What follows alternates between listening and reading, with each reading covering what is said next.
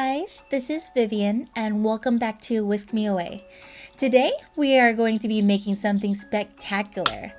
On this episode, I will be teaching you how to prep your chocolate, color your chocolate, and different painting techniques with chocolate. All of my tools, songs, links will be listed in the info box. If you like this video and want to see more, don't forget to hit the like button, comment, and subscribe to my channel. So, without further ado, let's see what we can whip up. You will need a mini rubber spatula, a tapered pointed offset spatula, a regular offset spatula, and some palette knives. So these are the most commonly used knives for oil painters. A cheap paintbrush and some edible markers in case you need to draw out your painting first. Then you need tons and tons of plastic spoons. Also, a variety of Wilton candy melts and some shortening to thin out your chocolate if it becomes too viscous. Variety of edible dust to color. You may also use an oil-based food coloring for chocolates and then a metal scraper. You'll also need an electric griddle set on low, 2 non-stick cupcake pans stacked together to prevent your chocolate from burning, and a metal palette. I am adding my melts into the cavities and stirring them until they are completely melted.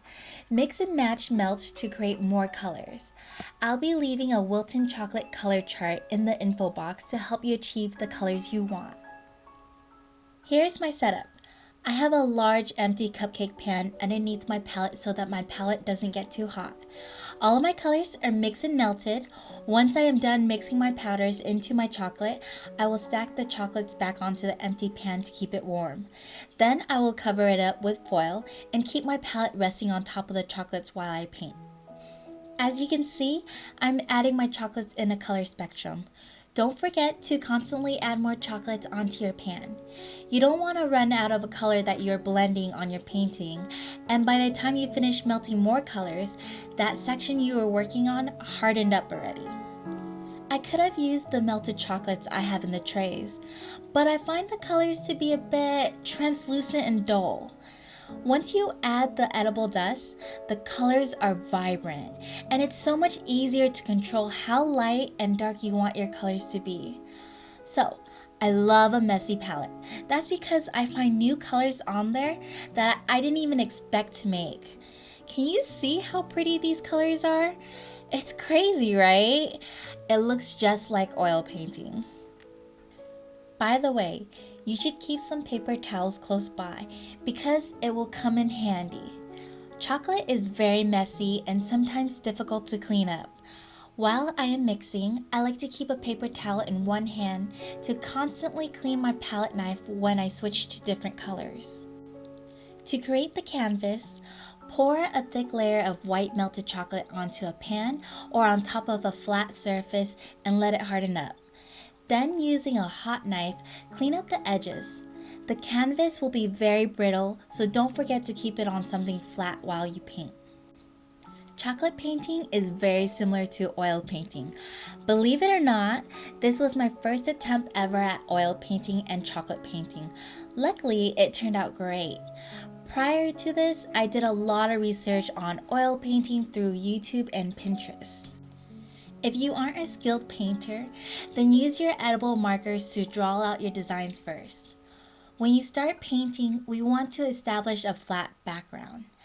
I am using a rounded offset spatula to apply the colors as flat as possible. Once we start adding more layers, it will become difficult to cover a large area with the palette knife because there will be a lot of textures on your painting, preventing you from making long strokes. Now that I got my foundation for my painting, I can start adding layers.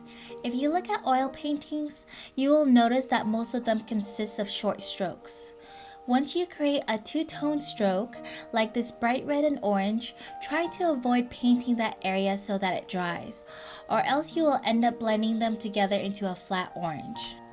Try to work on the whole painting instead of focusing on one area. That is because when you work on one area with chocolate, you will need to add layers, and those layers will start building up. The last thing you want is for your painting to be 3 inches thick in one area and the rest is 1 inch. I realized this mistake when I avoided painting the tree until the very end. Everything around the tree was thick, while the tree itself was a thin layer of brown.